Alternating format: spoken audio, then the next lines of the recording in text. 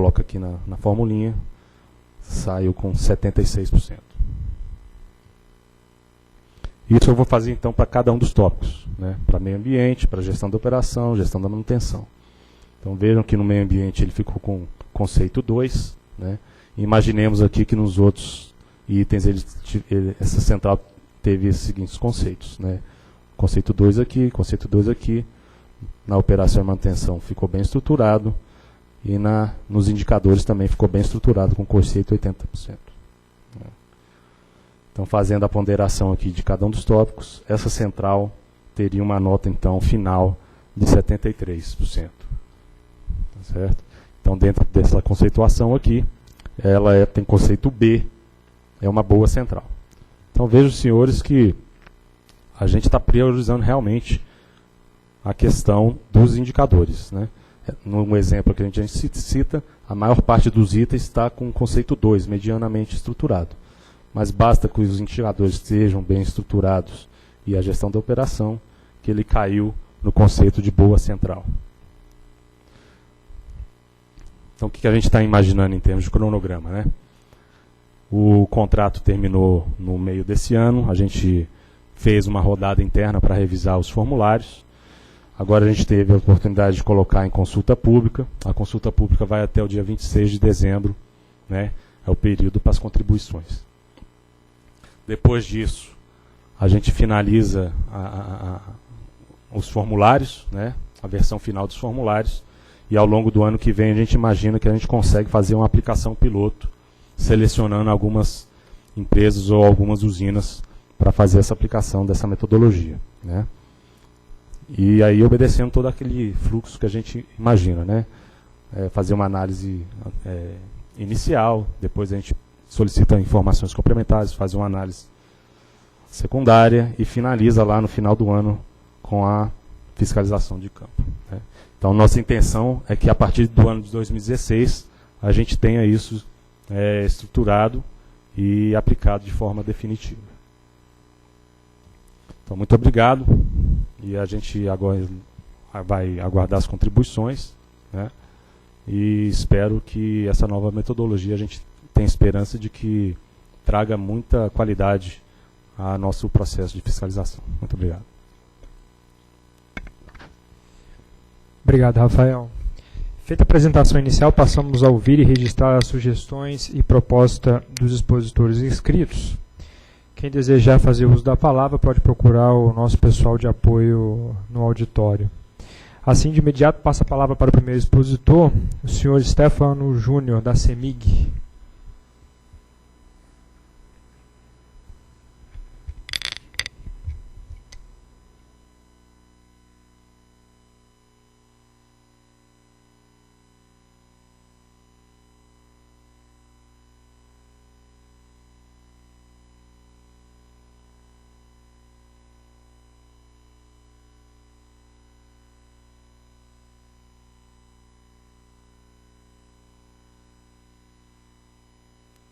Stefano, ligar o microfone.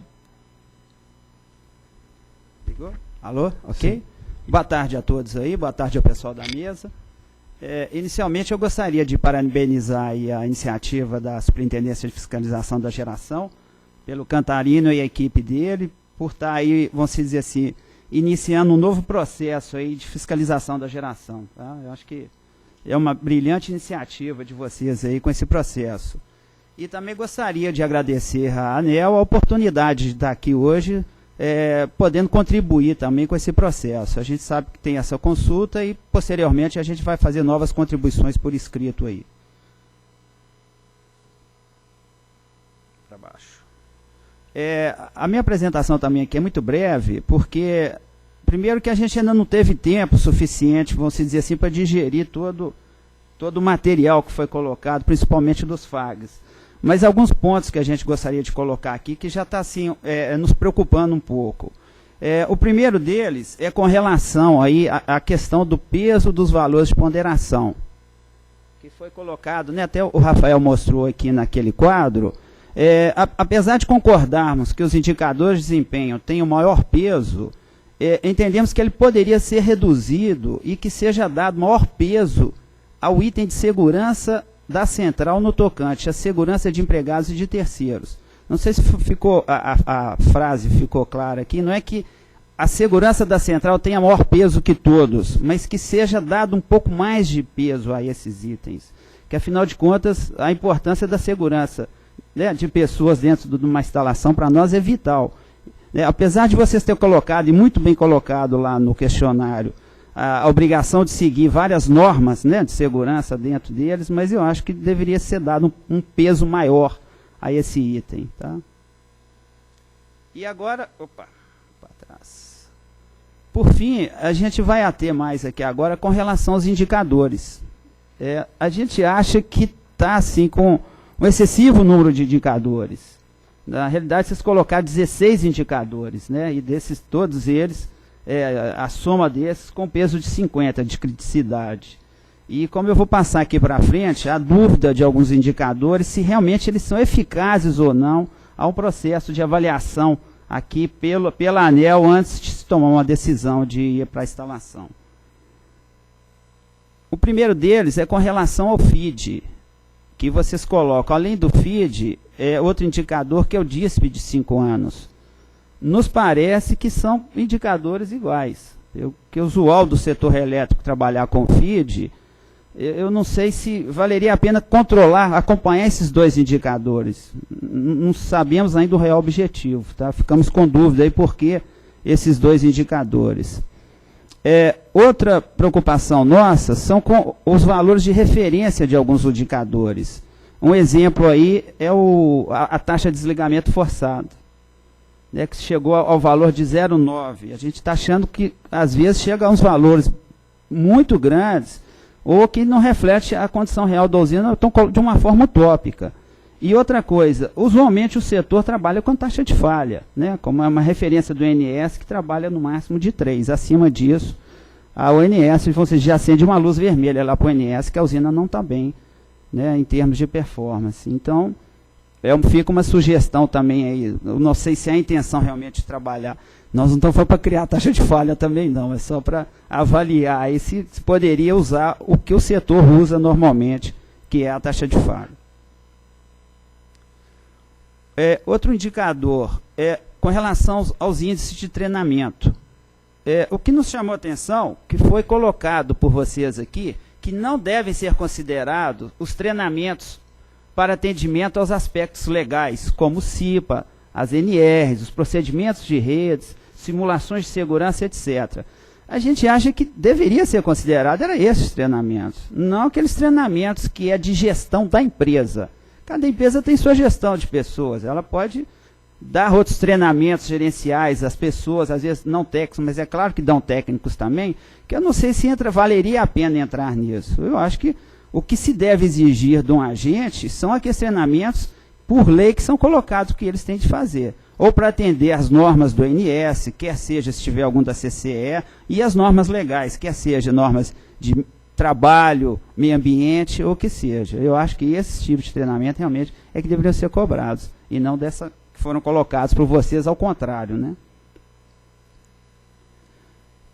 Com relação ao índice de custo médio também da manutenção, uma pergunta, esse aí seria objeto da fiscalização de geração, acompanhar o custo? Se a gente já tem uma superintendência financeira para fazer esse tipo de acompanhamento, somente agora está vindo aí a RAG, a GAG das usinas, é feito esse acompanhamento, qual que é a efetividade desse item? Se eu estou gastando muito ou pouco na instalação, isso é bom ou isso é ruim? Parece no primeiro momento, não, eu quero que você gaste muito, mas no segundo momento eu posso estar gastando muito, mas eu não estou gastando de forma efetiva. Então é interessante dar uma reavaliada, uma calibrada nesses valores, que a gente também não sabe se 10% é pouco, é muito, 50% está muito, está pouco. Não temos esse feeling com relação a isso. Eu não sei se vocês têm isso também. Tá? É um item para mim que fica aí esse questionamento nosso. E acho que é o último, é o IAG. Esse também é um que nos preocupou bastante, que entendemos que o IAG ele não deveria compor o conjunto de indicadores. Por quê? Porque ele é fortemente influenciado por fatores completamente alheios à atuação do agente. Primeiro, é a questão da variabilidade hidrológica, e segundo, é a operação centralizada da usina.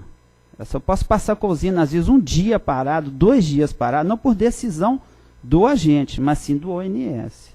E quanto que isso vai influenciar? Vai ter um filtro no IAG que vai olhar isso? Nós não verificamos lá no manual. Não sei se teria.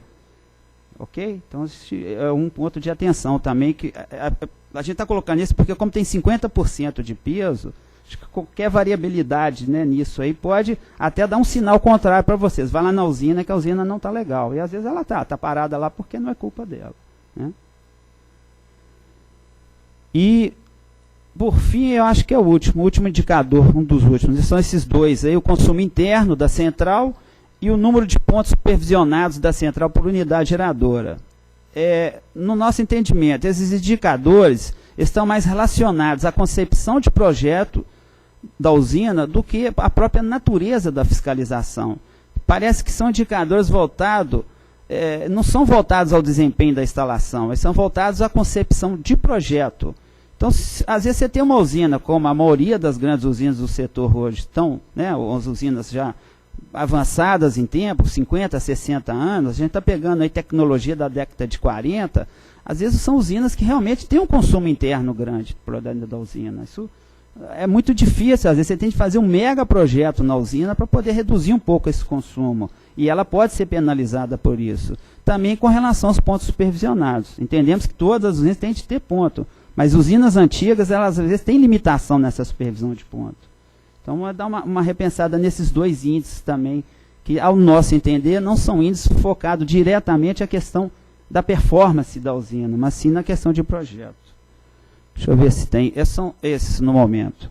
E como eu falei, Cantarina, a gente vai mandar por escrito para vocês, né? Não vão ter tempo ainda de trabalhar mais nessas questões, e eu gostaria de fazer algumas perguntas. Se a gente retorna depois, vai ter essa oportunidade para...